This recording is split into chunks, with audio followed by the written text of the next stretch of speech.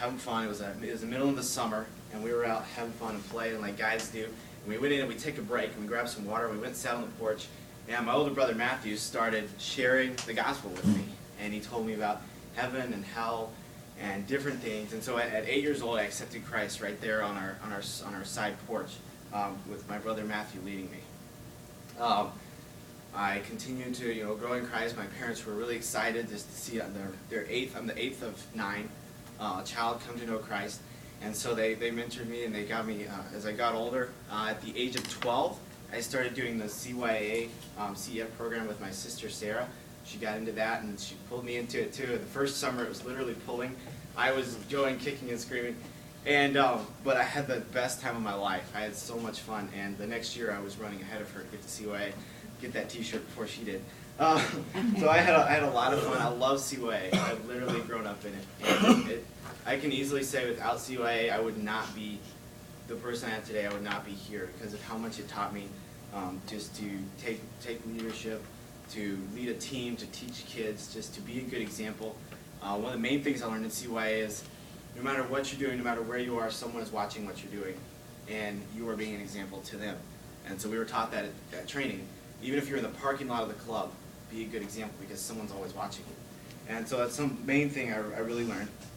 In 2010, my sister Sarah went overseas to Guatemala for 10 months to work with CAM International and some missionaries there, teaching English in a school.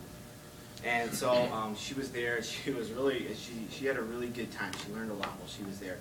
And in November of 2010, me and my brother Josiah, my mom and dad, all loaded up and flew to Guatemala for our very first overseas missions trip.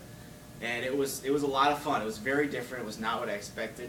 The main thing that I remember, the two main things were the people and just how friendly they were. I couldn't understand a thing they were saying, but we were best friends by the time we left.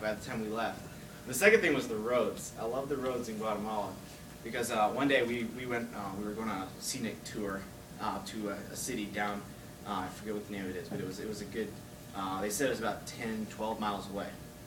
And so we drive for about 45 minutes on this bumpy road, and we're driving just through the mountains, and they say, let's stop and get out, and we look, and we get out, and I look across about 2 miles across this valley. I see the road, and they're like, that's the road we just came on. It took us 45 minutes because we couldn't come straight across. We had to go with the mountain. And so it took us 45 minutes to drive 2 miles. And so it was really exciting just to see how Guatemala is really just different, and how I never really got the picture of overseas missions is really, really different than working CYA. And so I felt like that this might be something that God wanted me to do. I was kind of thinking about it, weighing it in my mind. And then 2 years later, I did CYA. I continued doing CYA. I've done it every year but 2010 since I was 12. So, in the early part of last year, I think it was January of last year, I came up here with my sister Sarah to volunteer here doing Spanish stuff so that Miss Linda could go on vacation. And so my sister Sarah, she speaks some Spanish, so she came up to do the Spanish stuff for 2 weeks. And while I was here, I thought about doing an internship, and Mr. Dave kind of talked to me about it. And so I went home and I thought about it and prayed about it. And I told God, if this is what you want me to do, then you can provide for it, and I'll definitely go and do this. And so I sent in my application, and I sent out, and I got an email back. I was sitting in our living room. It was about 3 weeks. It was the middle of April. I'm sitting in my living room with my brother Josiah again, and my mom and dad. And we're just sitting there. We're all talking. It's like a Saturday morning, I think. And I'm checking my emails, and I get an email from Ryan Schultz that says, you've been accepted into the internship program. And so I was all excited. We were celebrating. We were talking about it, how it was going to happen, what we were going to do. And then I read down a little further, and it says, but we need you to be fully supported before you come, and we'd like you here by the 1st of May. That was like 2 or 3 weeks later. I scrolled down a little further. It says $3,000. And I about fell off the couch. I was like, what, $3,000 in 3 weeks? That's crazy. There's no way that could happen. And so, my parents, they just encouraged me. They're like, just go, just do your best. Pray about it, do your best, let God do the rest. And so I sent out the letters, and I kept calling Ryan just about every day for 3 weeks. I was like, so has any money come into my account yet? And he said no. He said no. For 2 weeks, nothing was in my account.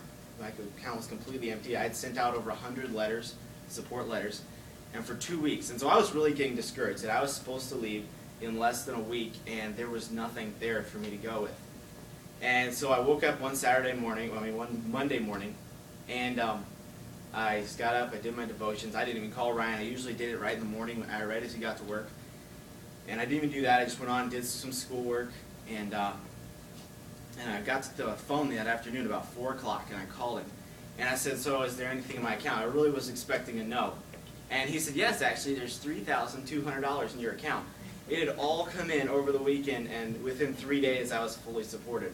It was just amazing to see what God was doing. I mean, I could see now that it was a test, that God was testing my faith, to see that, and also to show me that this was all Him. There was no way that I could be here today without Him.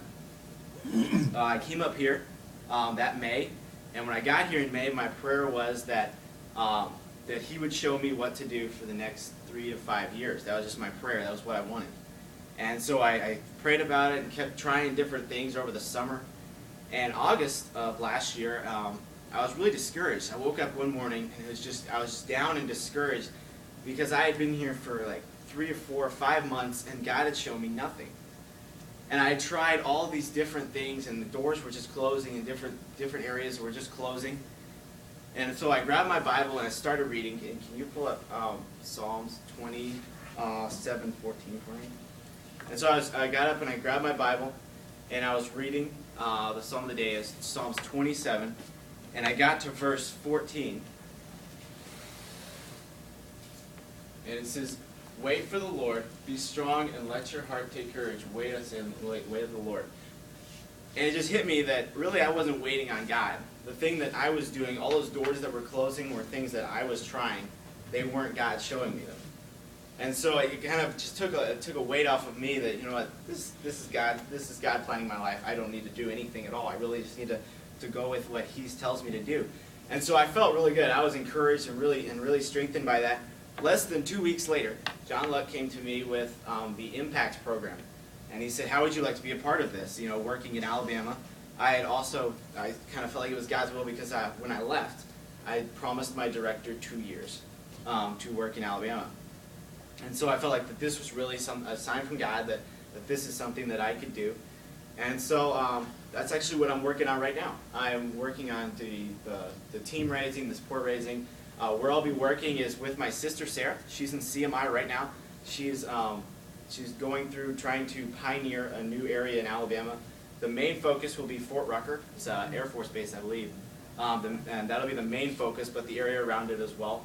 And so I'm looking forward to it in May when I go home. That's where I'll be working, hopefully. Right?